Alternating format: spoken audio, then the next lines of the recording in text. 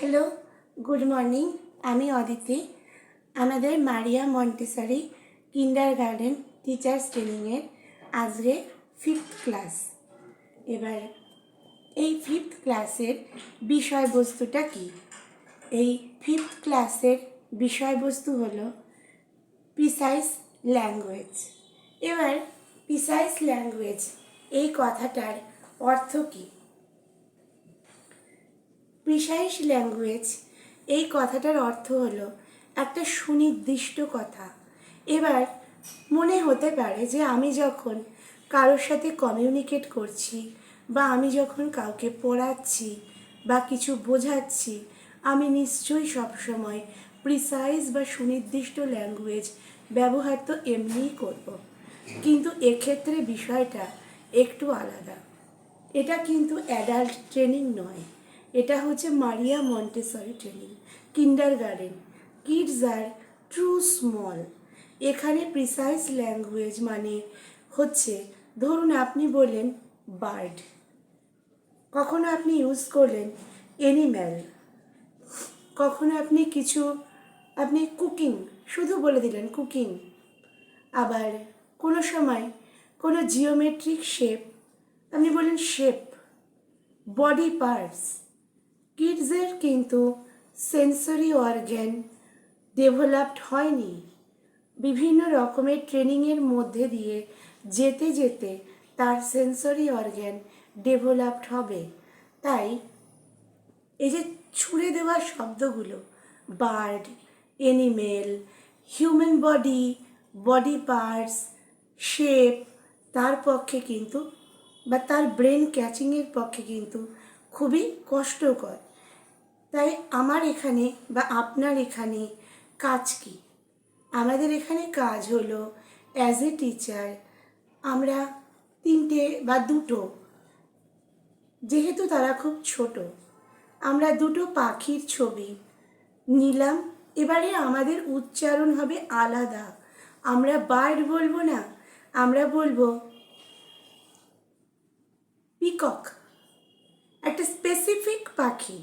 এখানে সুনির্দিষ্ট শব্দটার অর্থ হলো এটাই কি, তুমি আমাকে দেখাও কোনটা পিকক। আমি 2টো অ্যানিমেলের ছবি দিলাম, এবার আমি বলবো তুমি আমাকে বলো কোনটা জেব্রা বা কোনটা জিরাফ বা কোনটা টাইগার। এরপরে হচ্ছে হিউম্যান বডি। আপনি একটা মানুষের ছবি রাখলেন, তার থেকেও বেটার হয় বাচ্চাদের দেখবেন মাঝে একটা মানুষের ছবি থাকে, দুপাশে কাট আপ থাকে।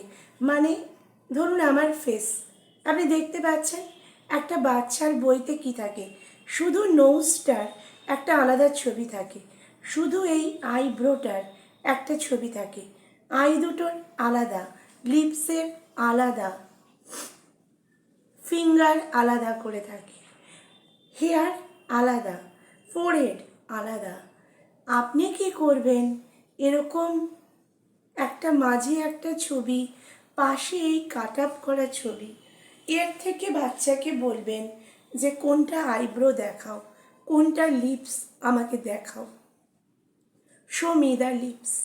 অথবা বাচ্চাটা সামনে দাঁড়িয়ে আছে, যে ঠোঁট কোনটা দেখাও বা আমারটা কোনটা দেখাও। এতে কি হবে, স্পেসিফিক অর্গ্যান, মানে আমরা যারা বড় আমরা বুঝতে পারি হিউম্যান বডি, কিন্তু ওদেরকে কি বলতে হবে, হিউম্যান বডির মধ্যে।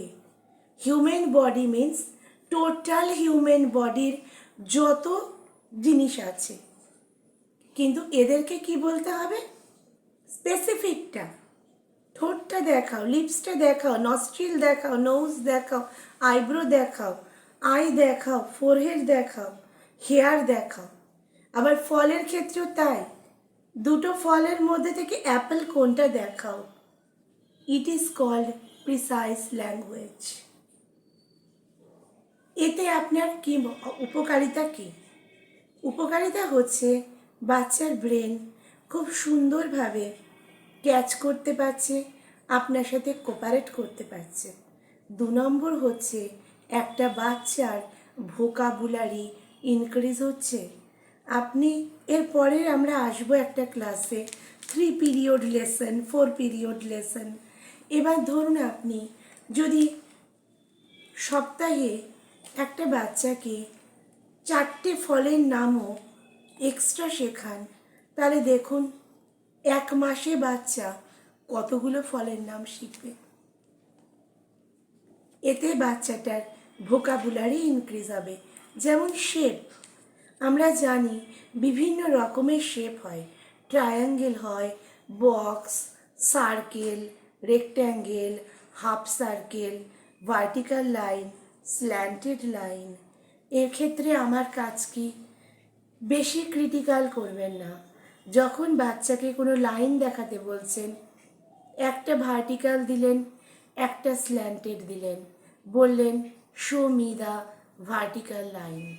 এবার ধরুন আপনি বাচ্চার কাছে জানতে চাইছেন হাফ সার্কেল দেখতে কেমন হয়, একটা গোল সার্কেল দিলেন, একটা হাফ সার্কেল দিলেন, show me the half circle or show me the circle.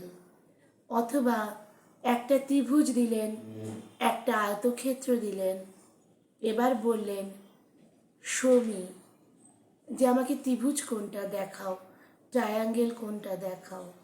এভাবে একটি শিশুকে পড়াতে হবে। তাহলে কি হবে, তার মাথার উপর চাপ পড়বে না, তার ভোকাবুলারি প্রতিদিন ইনক্রিজ হবে, সে কোপারেট করতে পারবে। It is called precise language in Maria Montessori kindergarten training. Thank you.